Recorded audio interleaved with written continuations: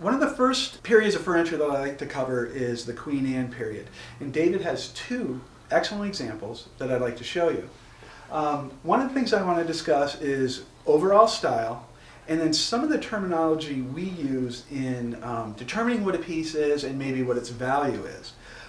This is a Queen Anne Highboy, and the predominant feature of the Queen Anne style is right down here what's called a cabriolet leg. Okay, it's a French influence, has a really nice curve to it, and they always terminate in about 3 or 4 different styles of foot. This one happens to be a pad foot. They also have what's called a slipper foot and a Spanish foot. This one being the prototypical pad foot. There isn't any real ornate detail work on it, except when you get down to the bottom here, this really nice carving. This is an element that is generally regarded as an upgrade. We know that it's early because of the dovetailing here with the drawer dividers. Another early element would be right here, where the skirt board and corner rail and sideboard are joined together, probably with right in here and along here with a mortise drilled into this corner post and a tenon here, and then through the tenon would be these peg holes. These peg holes over time start to work their way out and tend to be would rise away from this board here. And since we don't see that, it's a very obvious indication that this piece has been worked on. And yes, there's other elements that lead us in that direction, but this would be the first one for me as far as starting at the bottom. Now, in looking at antiques and shopping for something, one of the most difficult aspects of this is really trying to determine what it is, what the age of it is, and is the finish original? And if so, should this be an expensive piece, or are there elements behind it that should make it a relatively inexpensive piece?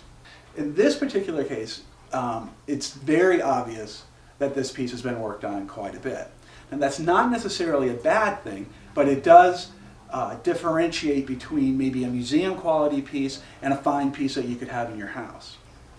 And then maybe by looking at some regional design elements, such as the thickness of a leg, the type of foot that it has, we can see maybe where the piece came from, all which is very important in trying to determine value.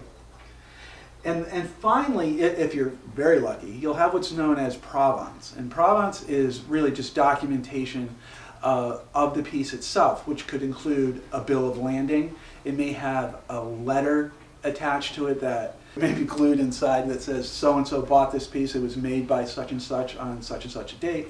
You might get a bill of landing. And that just means as it's come into the country that the customs office has received it and maybe determined whether it's duty-free or needs to be taxed. Those are always really great things to have. In this particular case, we don't have that.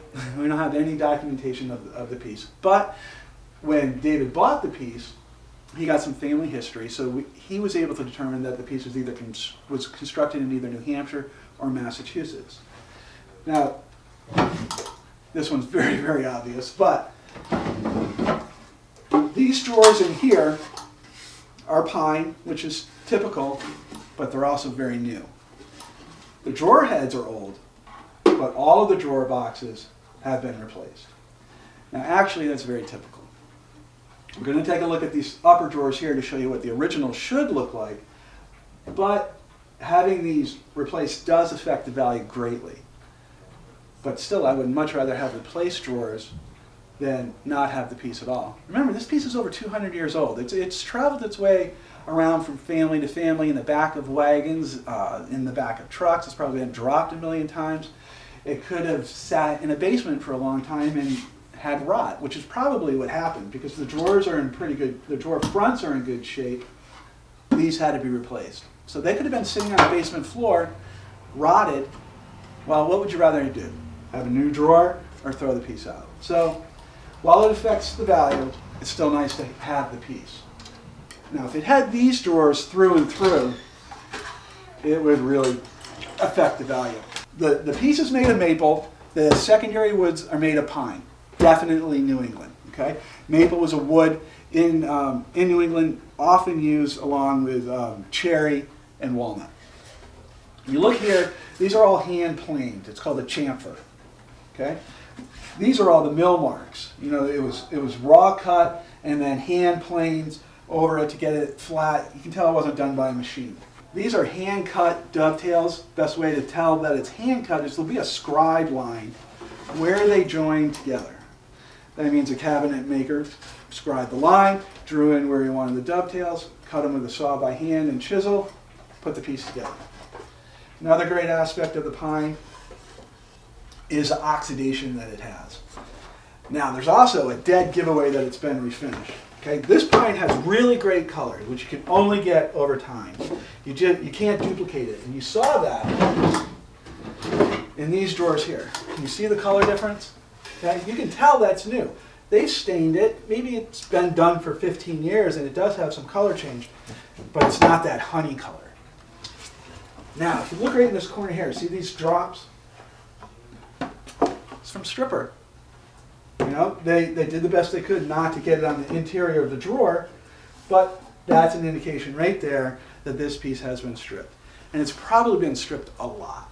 Okay, so we've seen these elements, construction elements of the dovetails in the drawer dividers, the pegs in the feet, in the side here.